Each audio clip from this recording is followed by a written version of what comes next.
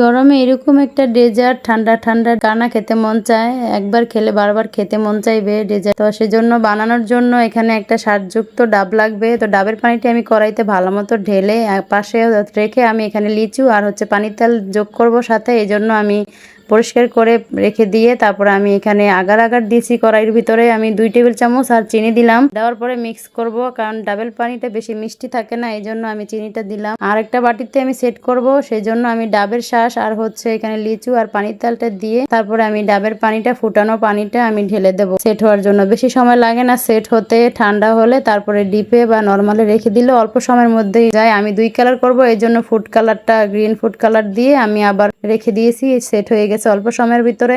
তো ডেজার্টটা কেমন হলো দেখতে সবাই বলবেন, আর খেতেও অনেক মজা সুস্বাদু হয়েছে।